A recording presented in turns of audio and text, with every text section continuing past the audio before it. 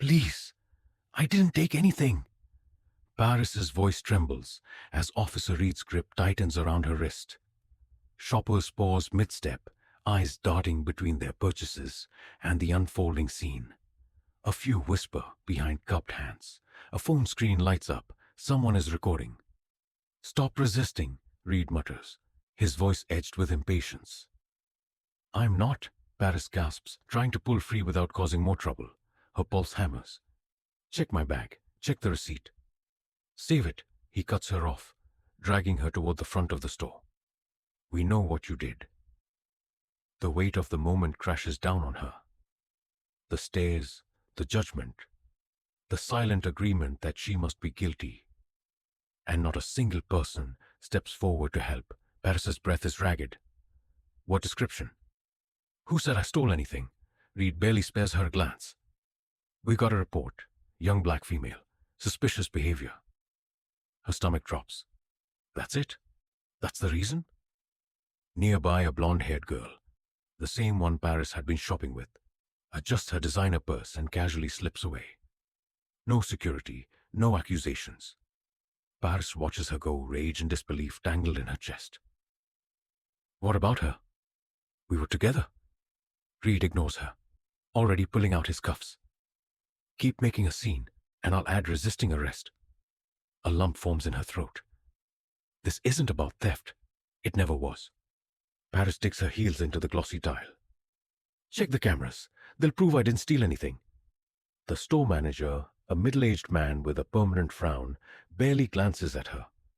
Ma'am, you were seen lingering near high-value items, looking around nervously, acting suspicious. Paris's voice cracks. That's not proof. That's enough, Reed grumbles, hauling her forward. She twists in his grip, desperation rising. You don't even want the truth, do you? The security guard sighs, already bored. Let's go. Paris stops struggling. Not because she's given up, but because she realizes the truth. They never planned to check. They never cared. Mommy, why are they taking her? The little girl's voice slices through the thick silence. Her mother stiffens, then tucks her away. Come on, sweetheart. Paris swallows the lump in her throat. Around her, the audience has grown. Some filming, others whispering. No one intervenes. A teenage boy in a varsity jacket smirks. Not surprised. Heat rushes to Paris's face. She scans the crowd, searching for something, anything. A sign of support, a stranger willing to speak up. But all she sees are eyes that won't meet hers, hands that scroll through notifications, and faces that turn away. A video will go viral. People will comment. But right now, in real life, they do nothing. Paris spots them. Her so-called friends. The ones she came here with. Lena shifts uncomfortably, glancing away. Riley takes a small step back. Aren't you gonna say something? Paris pleads. Silence. Then ever so slightly, Riley shakes her head. Paris's stomach twists. She thought they'd stand by her. Instead, they're pretending they don't know her at all. Reed yanks her forward. Move. And just like that, she knows. She's facing this alone. Paris stumbles as Reed pushes her toward the security office. Her phone slips from her pocket, skidding across the floor. The screen lights up. Incoming call. Mom Reed snatches it up before she can. Paris barely breathes. He has no idea what's coming, but he will. Finally, I've been waiting all week for this, Paris grinned, linking arms with Riley and Lena as they stepped into the mall. Laughter bubbled between them as they scanned storefronts, debating where to go first. Let's hit Lux first, Lena suggested. Paris hesitated for half a second. Lux was high-end, the kind of place where security hovered and clerks followed you down every aisle. But today, she pushed the thought aside. She wasn't here to make a statement. She wasn't here to prove a point. Today, she was just a teen, out with her friends, or at least that's what she thought. Are you seriously putting that on your mom's tab? Riley teased as Paris picked up a designer bag. Paris rolled her eyes. You know, I don't do that. It was true. She rarely flaunted her background, Most people had no idea that her mother, Evelyn Sinclair, was one of the most powerful women in the city. Billionaire, CEO, a name that made grown men nervous. But power didn't change perception. No amount of money stopped security from trailing her.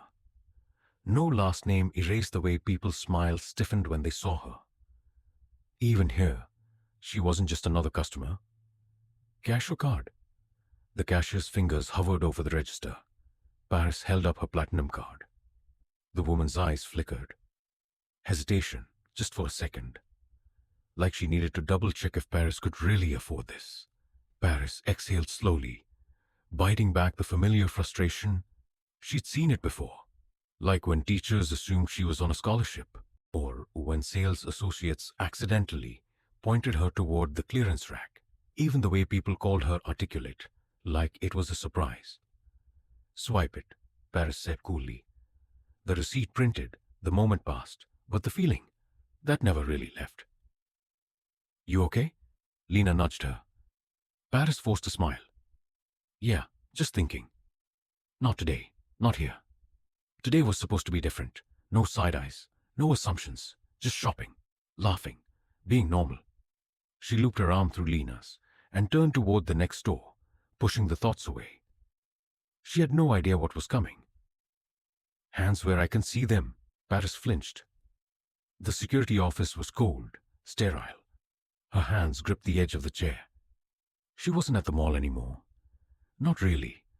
Not a carefree teen, not a customer. Just a suspect. She swallowed hard, forcing herself to breathe. What the hell just happened? Empty your pockets. Officer Reed's voice was cold, unwavering.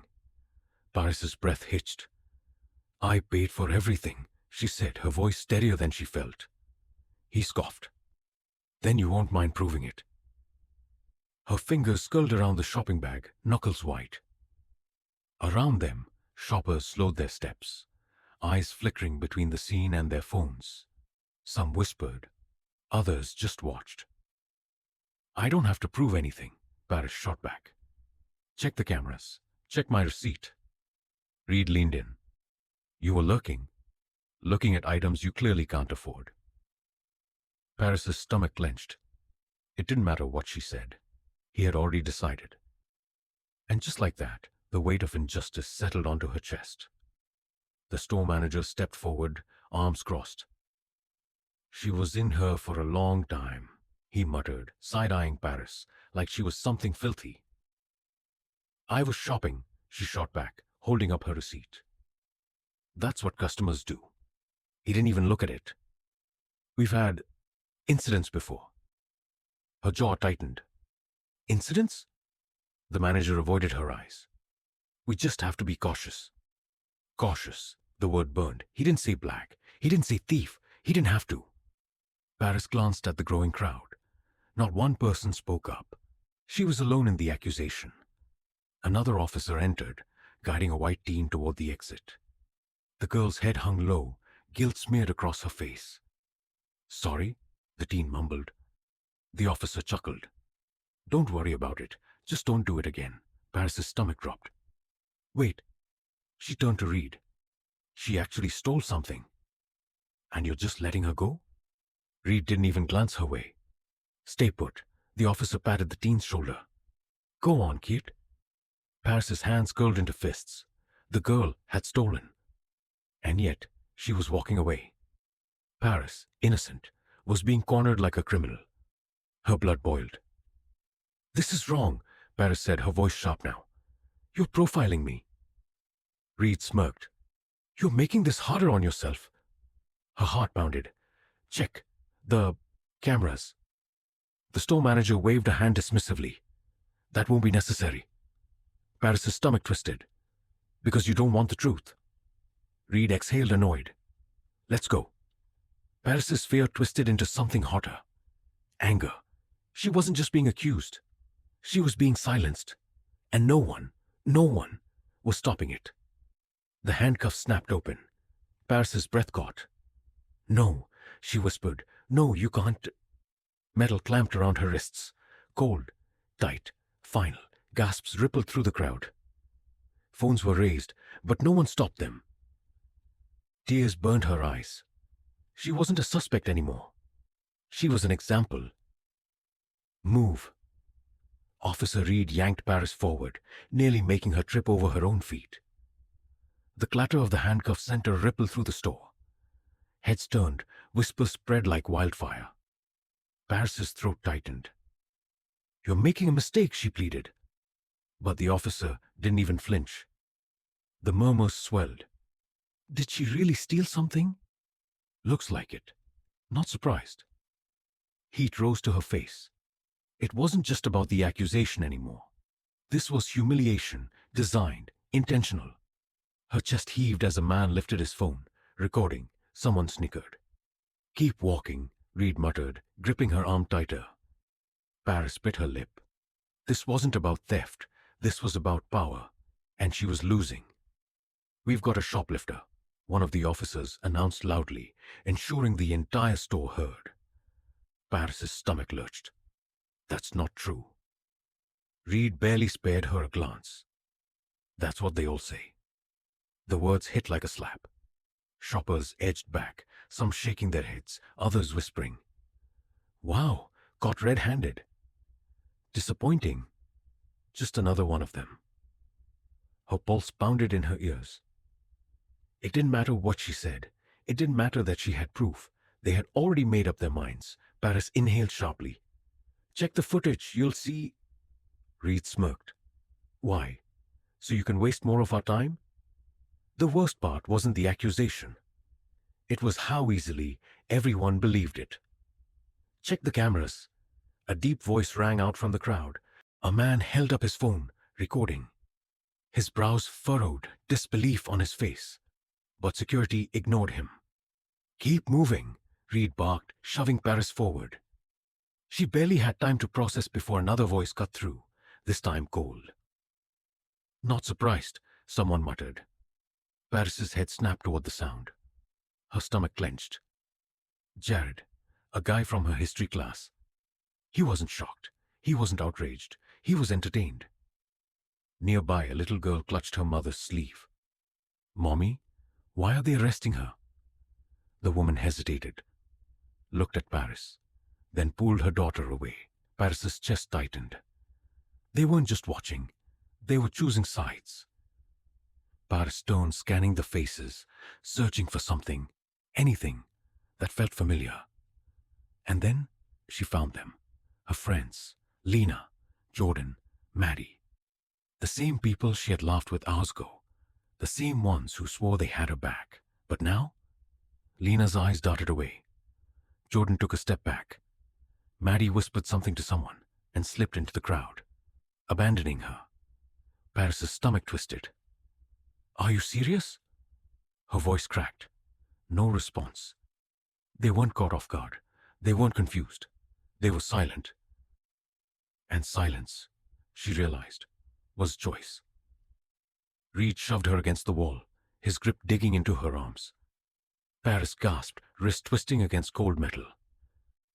"This is what happens," Reed muttered, "when you try to act like you belong here." Her vision blurred, but she refused to let a single tear fall. For the first time, it hit her. This wasn't about theft. It wasn't even about her. This was about reminding her of her place. Her hands trembled. Something inside her cracked, then hardened. A voice sharp as a blade sliced through the noise. "Let my daughter go." The crowd stilled. The officers froze. Paris lifted her head. At the entrance, standing tall in stilettos and fury, was Evelyn Sinclair, her mother. And she was done playing games. Silence. For the first time since this nightmare began, Officer Reed hesitates. Evelyn Sinclair doesn't rush. She strides forward, heels clicking against the polished floors, each step echoing authority. A crisp designer suit, an air of absolute control. This isn't just a mother. This is a reckoning. Behind her, lawyers and security form an impenetrable wall. The store manager swallows hard. Reed squares his shoulders. "Ma'am, I need you to—" Evelyn doesn't even blink. "Be silent." His mouth snaps shut. Paris watches, pulse still racing. A moment ago, she was trapped, powerless. Now, the air has shifted. Her mother's presence alone has rewritten the rules, and suddenly, the ones holding the power don't look so confident anymore. Evelyn folds her arms, her expression cold. Tell me, what exactly did my daughter do wrong? The weight of her gaze pins Reed in place. The store manager shifts uncomfortably. Reed clears his throat. She was acting suspicious, loitering around high-end merchandise. Evelyn tilts her head. So, shopping? Paris exhales shakily. She had no proof of purchase? The manager jumps in. Evelyn extends a hand. Paris places the crumpled receipt into her palm. Without a word, she hands it to him. The manager's face pales. For the first time, Paris isn't the one on trial. The cracks in their story begin to show. Reed latches onto the last thing he can. He points at Paris's shopping bag. That item? She couldn't prove it was hers. Evelyn glances at it, then lets out a dry, unimpressed laugh. That? That's from Sinclair Lux. She pauses. My company. The room stills. Reed blinks. Your company? Evelyn sighs, as if explaining something painfully simple. Yes, which means you accuse my daughter of stealing from her own brand. The reality dawns. Their last defense crumbles. And Evelyn isn't finished.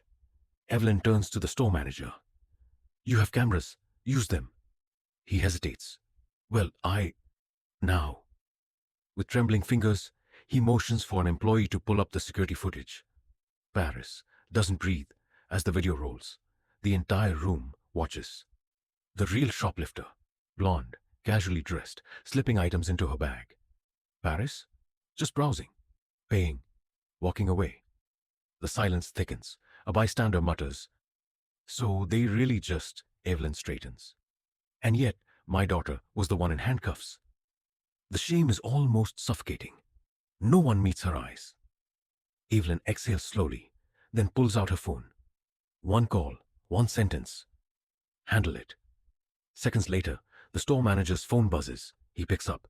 Sir, yes, His voice fades. Color drains from his face. He lowers the phone, turns to Reed, whispering, She owns this mall. Reed stiffens. Paris grips the edge of her sleeve, heart pounding. They wanted power. Now they know who really holds it. Officer Reed's face drains of color as his radio crackles. Effective immediately. You're dismissed. A voice from headquarters confirms. He stares at his colleagues. This isn't fair. The store manager takes a desperate step forward. Mr. Sinclair, please. This was all a misunderstanding.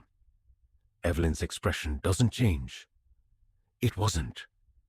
Paris exhales, the tension still gripping her chest. She should feel relief. Instead, all she can think about is how easily they did this to her. How easily they could do it again. But not anymore. Not after today. Evelyn turns toward the bystanders, cameras still rolling. This will never happen again. The store falls silent. She continues, voice unwavering. From this moment, racial profiling will not be tolerated in any business under my name. The employees glance at each other, shifting nervously. Paris looks up at her mother, realization sinking in. This fight wasn't just about clearing her name. It was about making sure no one else had to go through this. Paris steps toward the exit, her back straight. No more hiding. The same people who once judged her now whisper in hushed awe. She catches her reflection in the glass doors. No longer a suspect. No longer ashamed. For the first time, she doesn't just feel free. She feels powerful. By morning, the video is everywhere. 10 million views. Headlines dissecting every second. Thousands of people flooding the comments, sharing their own stories. Paris started the day with no voice.